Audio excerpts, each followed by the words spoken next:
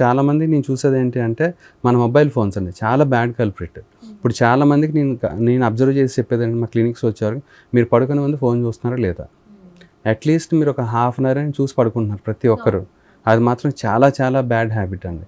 So దాని మూలన మన హెడ్ వెయిట్ అనేది దాదాపుగా 5.5 కిలోస్ నుంచి ఒక 30 to 40 కిలోస్ వరకు వెళ్ళిపోతుంది.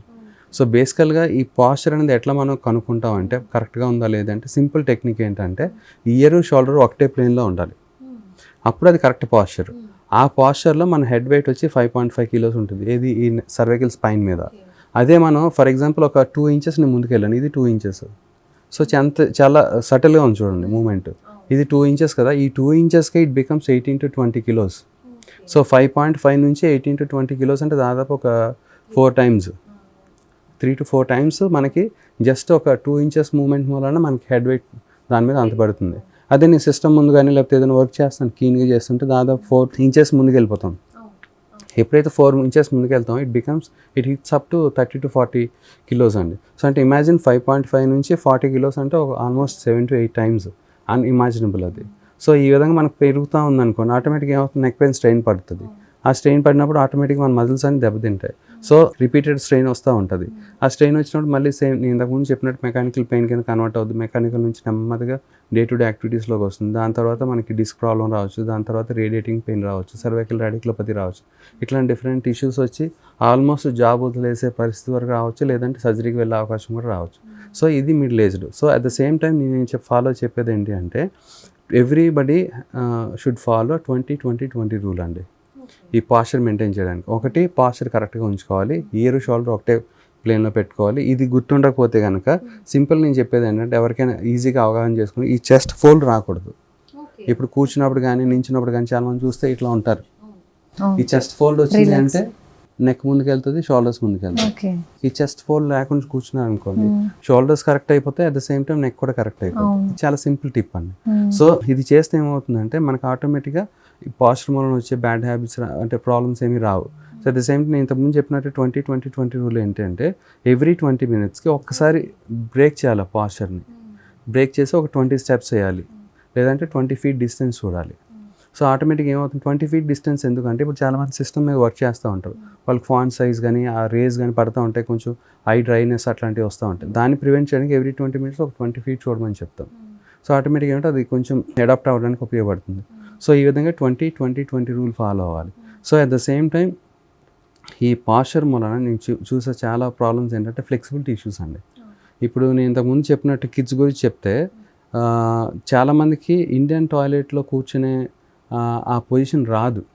ఇప్పుడు చాలామందికి ఇప్పుడు చూస్తే ఎవరినైనా మీరు ర్యాండమ్గా అడగండి, మీరు ఇండియన్ టాయిలెట్లో కూర్చునే పాస్చర్ మీకు వస్తుందంటే వెనక్కి పడిపోతారు. ఎందుకంటే మనకి వెస్ట్రన్ టాయిలెట్ అలవాటు అయిపోయింది, సో దట్ ఫ్లెక్సిబిలిటీ పోయింది. అట్ ద సేమ్ టైం అందరూ పూర్ పాస్చర్ని ఫాలో అవుతూ ఉంటారు. సో ఇంకా ఫ్లెక్సిబిలిటీ ఇష్యూస్ వస్తూ ఉన్నాయి.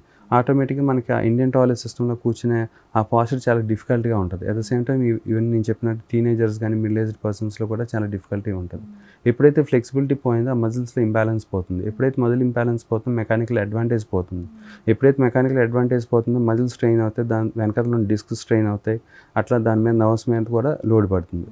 సో ఇది మనం ఈ టీనేజర్స్లో కానీ మిడిల్ ఏజ్లో చూసుకుంటామండి. ఇప్పుడు ఎల్డర్లీ పీపుల్లో చూసుకున్నాం అనుకోండి, యూజువల్గా ఏంటంటే మనకి ఆల్రెడీ డీజెనరేటివ్ సిస్టమ్స్ స్టార్ట్ అవుతూ ఉంటాయి. అంటే అరుగుదల అనేది స్టార్ట్ అవుతూ ఉంటుంది. అంటే జాయింట్స్ అరగడం కానీ, మజిల్స్ యొక్క ప్లైబిలిటీ తగ్గడం కానీ, మజిల్స్ వీక్నెస్ కానీ ఉంటుంది.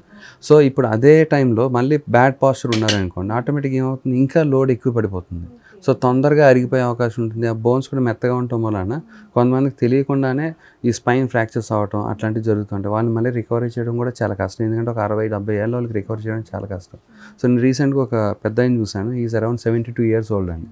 సో మీరు నమ్మరు, పూర్ పాస్చర్ వలన ఎంతవరకు వెళ్ళింది అంటే ఆయనకి రోజు బ్యాక్ పెయిన్ వచ్చేది, ఈ కాలు మొత్తం లాగేది. అంటే it's like literally sciatica pain. మనకి అప్పుడు మనం డెఫినెట్గా ఎంఆర్ఐ తీస్తే ఏమనిపిస్తుంది, ఒక డిస్క్ ఉంటుంది, ఆ డిస్క్ ప్రెషర్ పడుతుంది, సయాటికా పెయిన్ కన్ఫర్మ్ చేస్తారు. సో బట్ రూట్ కాజ్ ఏంటి చెప్పనా అండి, ఆయన రోజు స్క్రీన్ టైం వచ్చి 12 to 13 hours. మీరు నమ్మరు, 12 to 13 hours. సో రోజు వచ్చేవాళ్ళు ట్రీట్మెంట్ చేసేవాళ్ళు బెటర్ అయ్యేది, సాయంకాలం కల్లా మళ్ళీ నెక్స్ట్ రోజుకి మళ్ళీ పెయిన్ పెరిగిపోయి. సో ఇట్లా ఒక 1 week అవుతూ ఉంటే నాకు ఇంకా అరే తగ్గట్లేదు అన్న ఫీలింగ్ ఉంటుంది కదా. సో తీరా చూస్తే వాళ్ళ సన్ వచ్చి నాకు పక్కకి తీసుకెళ్ళి, సార్ మా ఫాదర్ పాస్చర్ ఇది అనగానే మీరు నమ్మరు, ఈ 2 కాళ్ళు సోఫా మీద పెట్టుకొని ఇట్లా చూస్తారు ఆయన. సో లిటరల్గా అలా చూడటం వలన ఏమవుతుంది, బ్యాక్ మీద ట్రెమెండస్ లోడ్ పడుతుంది. మనం ఎంత ట్రీట్మెంట్ చేసినా అది తగ్గనే తగ్గదు. ఇక్కడ కాదు, అమెరికాకి వెళ్ళినా, యూఎస్కి వెళ్ళినా, వాటెవర్, ఆస్ట్రేలియాకి వెళ్ళినా ఎక్కడికి ఏం చేసినా తగ్గదు.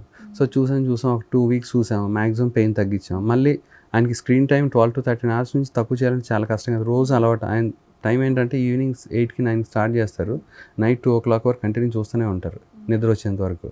సో ఇలా చూస్తే ఎప్పుడు తగ్గుతుందో తగ్గదు. సో నేను చెప్పేది అంటే ఎల్డర్లీ పర్సన్స్ కూడా ఎస్పెషల్లీ ఫోన్స్ మూలన ఇప్పుడు అందరూ చాలామంది సీరియల్స్ చూస్తున్నారు, అన్ని ఫోన్లోనే అయిపోతుంది.